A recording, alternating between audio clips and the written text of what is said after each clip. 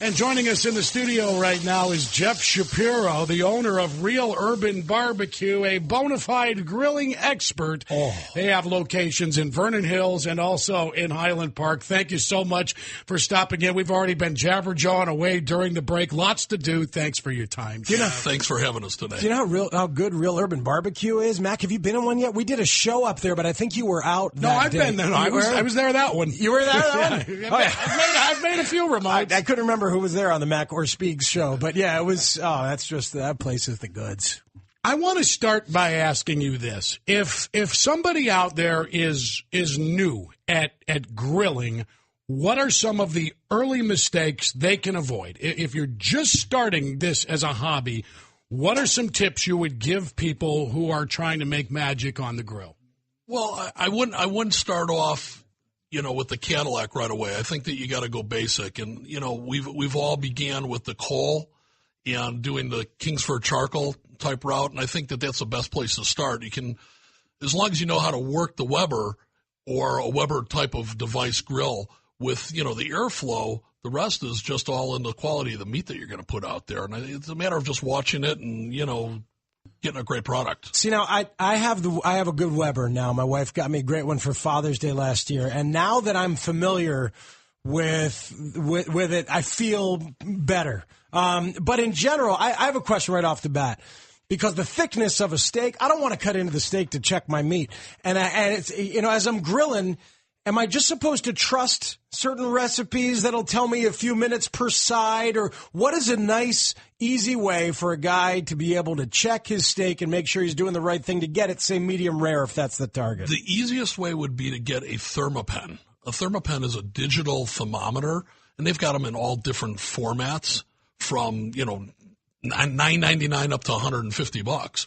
And you can just poke it, and it'll give you an instant read on it. They also have the infrareds. I mean, they've got these things that just go crazy these days. Mm-hmm. The old method when we were learning how to grill steaks way back when is you'd press on your forearm in different areas, and it would give you an indication of medium and rare. And, and I think once you get used to it, you'll know that real soft touch will be the rare, and a little tougher will be medium rare, and that medium. I mean, if I'm at a restaurant and we get a steak delivered to our table, I can just touch it and see if it's going to be overcooked or undercooked. No matter the thickness of the steak? No matter the thickness. Okay, see, that's what's interesting.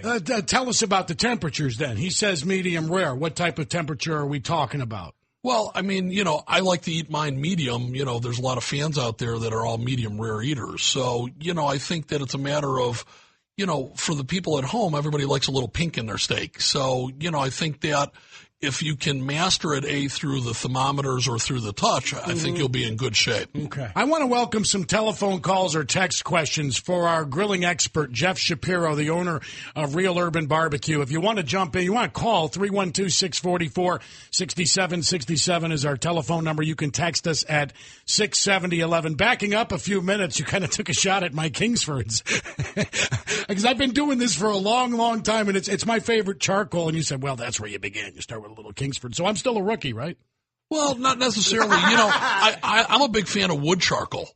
Wood charcoal's phenomenal, and they've got so many different flavors and varietals out there. I mean, I'll go to the local store and I'll get even the big green egg charcoal, and that wood charcoal just gives a flavor that it's much superior to the Kingsford.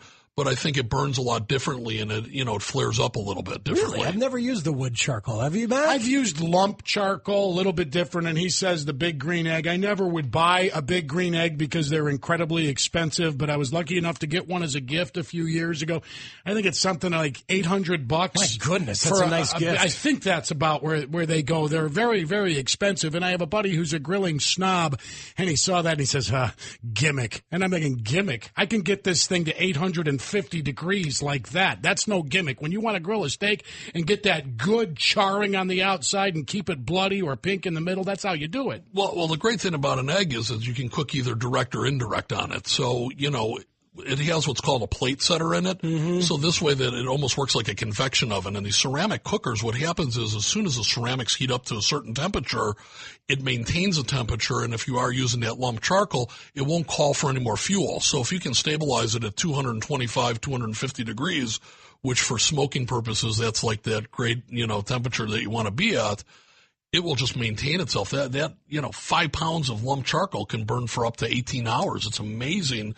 It's like in the restaurants when people have those wood-fired pizza ovens in the restaurant and they're all made out of ceramics. Well, they turn it off at midnight. When you come in the morning, you put your hand on the ceramics, it's still warm. That ceramics just maintains that temperature and really doesn't call for more fuel. Great and very efficient way to cook. Would you come home with me and help me grill for the rest of the summer? I mean, I have a lot of questions, Mac. There's a lot of things going through my head. Let me ask you about vegetables before we get to some calls and texts. I love to grill asparagus, like, marinate asparagus in a teriyaki or in any sorts of sauce. And I've been going directly onto the grill, but it tends to get a little charred and a little maybe too limp. And I don't want limp asparagus. No, I mean, I'm fine with it because then maybe I'll let it go a little more and it gets a little crispy and sort of caramelizes. And even if it's a little limp, it's sort of caramelized on the outside. But my wife would rather it be a little bit less done. So should I invest in one of those pans, one of those vegetable pans? Love the vegetable pans. The vegetable pans, at least you don't have to worry about it falling through the grates and ending up just as a mess. And I think it'll maintain, it's a little bit easier to cook with. They usually have those little handles to hold on to, and you can kind of shake it as you're going. Will I still get that caramelized thing? You'll still get that caramelized because the sugar from the teriyaki or whatever marinade you may be using is going to caramelize on it instantly. An item like asparagus is only going to take a few minutes. I mean, if you close the lid to the grill, the magic will happen as far as that's concerned, just from the heat alone. We got texters getting in on a variety of topics for Jeff Shapiro, taking a sports break, and it feels good to do it. 670-11. We'll get to some of them in a couple of minutes and also some calls. In fact, let's start with Ben, who's been waiting for us in Brookfield. Ben, thank you for checking in. You're on The Score with Jeff Shapiro from Real Urban Barbecue. What's up? Hey, good morning. I have a question regarding, I'm sure like a lot of many people, like my hamburger or steak, medium rare. So last week I was at a restaurant bar and I ordered a burger and I wanted it medium rare. The burger came, I cut into it, it was like well done. So I said, excuse me, this is not cooked medium or medium well. And the chef happened to be sitting in the bar area and the waiter said that to the chef, and the chef replied, well, did you tell the customer that we add seasoning or whatever that darkens the meat? It's still a medium burger. I thought that was a bunch of crap, and I want to know your opinion on that. I was told that it doesn't matter what kind of seasoning or teriyaki or whatever, you can still cook a piece of meat medium and still be pink and hot in the center. Is that true? Well, they didn't want to make you another burger. Yeah. That's the bottom line. There's no seasoning or anything unless, it's mixed with a real dark marinade or something that will discolor the meat. I don't think you'll be able to get that pink, but it depends on what you start off with, and I think that if you're starting off with a fresh product that is raw and pink to begin with, I think you'll end up with that medium center, but I would doubt very highly that a seasoning is going to make it cook all the way through. I think that they just didn't want to throw a new burger on for you. On the topic of overcooking, I'm embarrassed that I just learned this a few years ago, but because I always have had the philosophy, always better to undercook, you could put it back on, than overcook. But what I didn't know is once you take whatever it is, whether it's beef or chicken, whatever, you take it off the grill, it continues to cook, even when it's removed from its heat. And I was remarkable how easy it is to grill prawns or something like that, because you don't need to leave them on that long. The juices redistribute, the heat redistributes. Well, that's it, exactly. You don't want to take a nice piece of, whether it's a London broil or something where it's in a nice big format, and slice right into it right after it comes off the grill. You want to let the juices settle, let the muscle settle down a little bit, and it will actually cut, and you'll see some of the juice actually coming out of the meat prior to the to the cutting time. And that's kind of, you want to, they always say to do it. And when I cook prime ribs and stuff, I always let those things sit for about a half an hour before we start slicing it. And I mean, it just cuts like butter. Wow. All right, here's a question about brats or really any sausage and the natural casing. I love charring it, probably more than others. I like it a little bit burned even, and I kind of like the edges, so sometimes I'll make that cut. Even if it doesn't naturally cut, I'll cut it myself to get more sort of charred, crispy edges. But how much am I really losing flavor-wise if I cut it and I get some juices coming out during the cooking process? It's like anything else. It's what you start off with. I think if you get one of those great products that you begin with, whether it's a Johnsonville or whatever it may be, some of them are made with so much, filler, if you would, that you're going to see it oozing out. I mean, some of them, when I've opened up the lid, pinhole, all of a sudden it starts shooting at me. Yeah, it's like Peter North is on the grill. I mean, it's unbelievable. I mean, it just starts pouring on you. So spurting blood. It's a horrendous image. I think that, depending on where you go with it, I like to score mine as well. You do? Yeah, and I think that I agree with you. I like eating it a little bit crispy, and I like having that burnt on. And I've always liked the flavor of Johnsonville's, but you're exactly right, because I like it a little bit darker, too. Would you recommend then going to a butcher shop for a more pure product? Yeah, I'm a big fan. I mean, there's some great places down in Chicago here that some great butcher shops. You ever been to a Paulina Meat Market? That's what I was thinking about. That's the place. I think they just won in Chicago Magazine the best, butcher shop here in Chicago. But I mean, you can get any sausage you want down there, and their product is phenomenal. And when I want sausage, that's where I go. That's where you go. It's Jeff Shapiro from Real Urban Barbecue. Let's go next to Kraft, who's on the phone in Lombard. A lot of people want to know about ribs, and so does Kraft. Hello, Kraft. Hello, man. Thanks for taking my call. Yes, Two quick questions. Number one, do you remove, either it be beef or pork, do you remove membrane before you grill, or do you score it? And number two, do you ever use a Texas sheep? All right, let's start with removing your membranes. Always.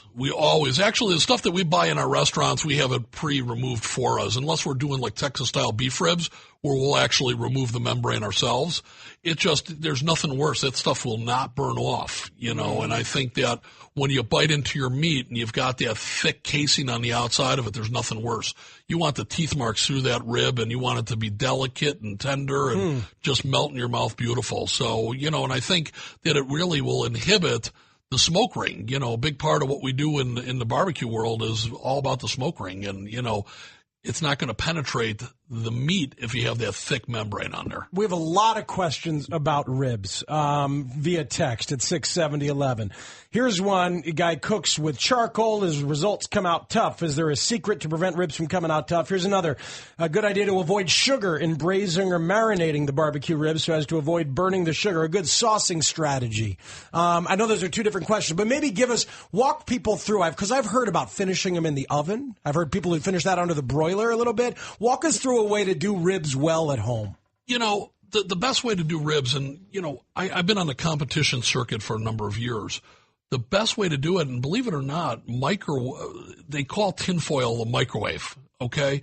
So what we'll do is we'll actually smoke our ribs at the beginning. So we'll start off with the ribs, we'll season them up, and on the contrary, we have tons of brown sugar and turbinado sugar in our rub because we want to get that nice color that gives it that nice brown color. So I think that, as far as the question was concerned on using sugar, definitely need sugar in it. It'll make it that natural sweetness for you. Okay. But what we do is we'll smoke it, and then towards the end of the process, what we'll do is we'll take a piece of tin foil, we'll drizzle a little bit of honey and a little bit more brown sugar in there. And what we do is we put the rib in there, and then we close it up and we put it back on the grill. What happens is the honey and, it just all turns into almost like a slurry, and it kind of soaks into the meat, makes it a little bit sweeter, but it gives you that tenderness. We take it out of the tin foil prior to serving it, put it back in the smoker, let it dry out a little bit, finish it on the grill, and you're ready to go. Wow. It'll work tender and beautifully every time. What temperature and how long are we talking about for smoking this? Usually what we'll do is we smoke for about 250 for the first 3 hours. Then what we'll do is we'll wrap for about 45 minutes under that 250. Then we'll take it out. We'll put it back in the smoker for 15 minutes just to let it, settle down, and then it's ready to go right on the grill. And it's a home run every time. I've smoked for 3 hours before. Oh, my goodness. And then I really wanted to eat anything that came off the grill. Right. Jeff Shapiro from Real Urban Barbecue. We'll continue with a few more of your questions with Jeff in just a little bit. And then we've got Cubs with Len Casper at around 11:40 today. I'm hungry. Our first visit. Yeah, I know. Very, I'm just listening. very, I want very ribs. hungry. I want a hot dog. You'll get nothing like it. Mac and Spiegs on the Score. Barbecue. I'd like to put some barbecue sauce on that button. Just, I gotta barbecue your ass! I could have been at a barbecue! We're grilling today with Jeff Shapiro, the owner of Real Urban Barbecue, getting to a lot of your text messages and some telephone calls as well.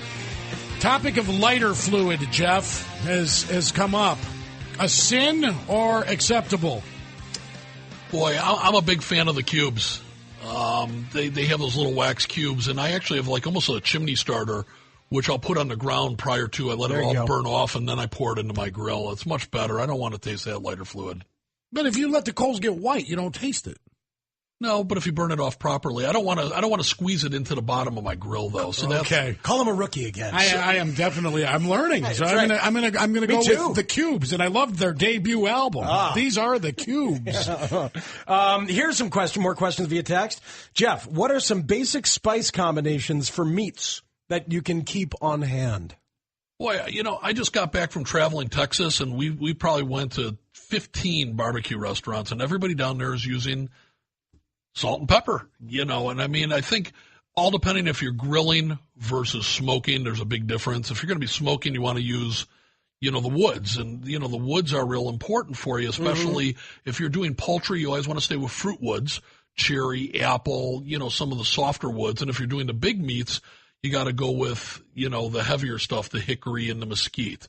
Going back to just a regular grill, I'm a big fan of rosemary. I'm a big fan of, some fresh thyme. I like to have always, fresh herbs available to me. Olive oil, salt, pepper, a little seasoned salt is pretty much the basics. There you go. Another one. What can I do to add some kick to a barbecue sauce without ruining the flavor? I like a little kick. So around the house, I might have sriracha. I might have, I'll have Tabasco. I'll have other stuff, other like cayenne pepper sauce and stuff like that. What's sensible and what isn't? Boy, you hit it on the head. I mean, we've got a barbecue sauce that we're featuring this month for the 4th of July. We called it our firecracker barbecue sauce.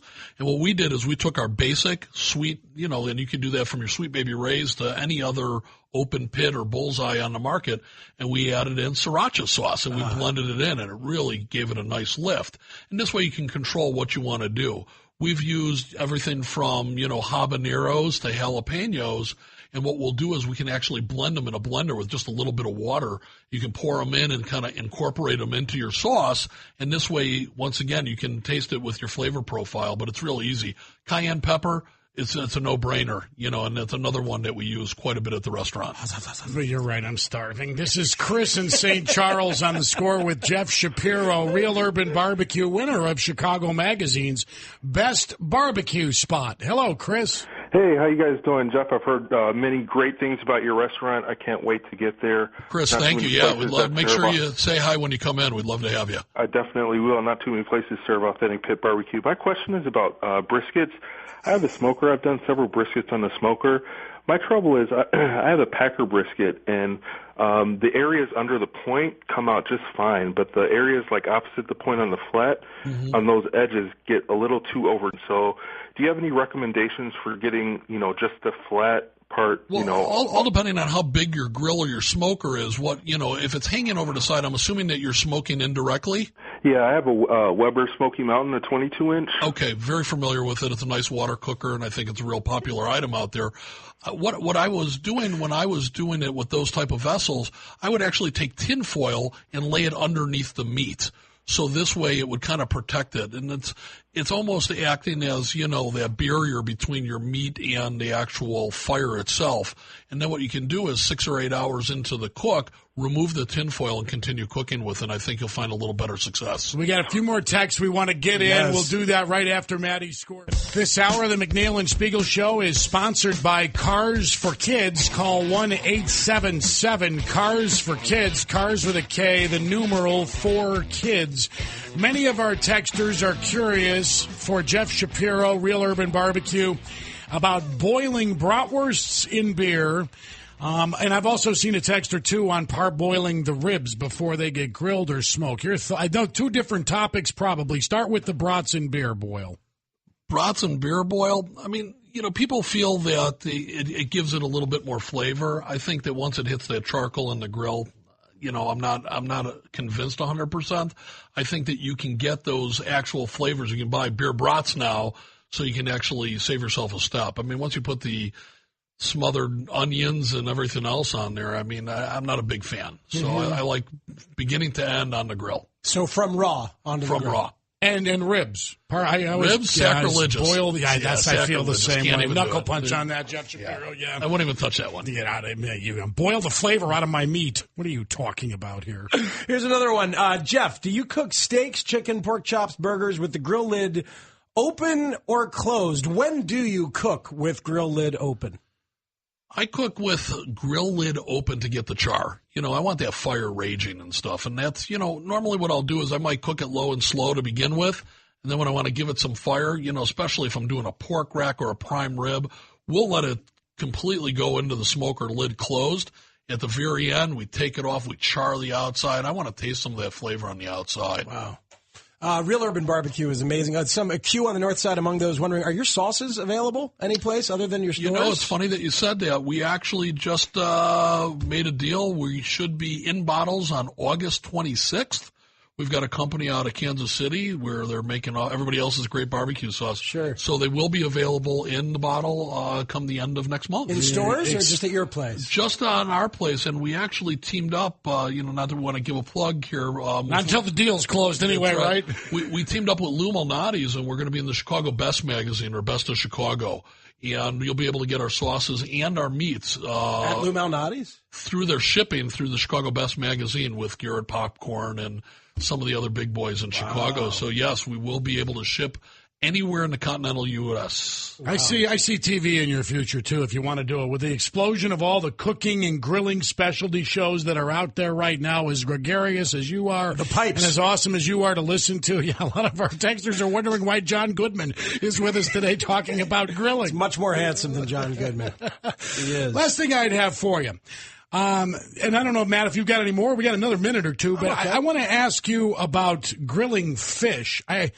Aluminum foil for me, only on the real flaky ones. If I want to do walleye or something, or perch, that's when I would use aluminum foil. To me, if I'm going to grill salmon, I want grill marks. I'm not going anywhere near the aluminum foil. And I see a lot of people say, "Where's your aluminum foil?" Well, I'm doing salmon. No need for it. There's so many different ways to cook the fish. I mean, everything from those fancy little baskets to the tin foil. We've done a little bit of backyard type of salmon where you take a pouch and you put a little bit of barbecue sauce in it with a little bit of butter and some seasoning and put all your veggies and corn, and you make a little pouch and you throw it on the grill.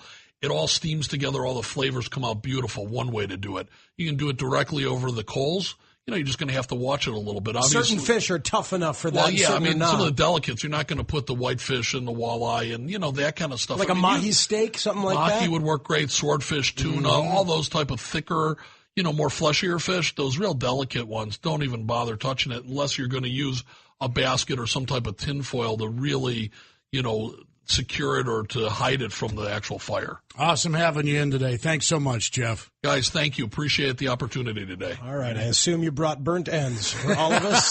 They're down in the car. How long have they been there? They're keeping warm today. Yeah, no doubt. Yeah, it's fine. Jeff Shapiro is the owner of Real Urban.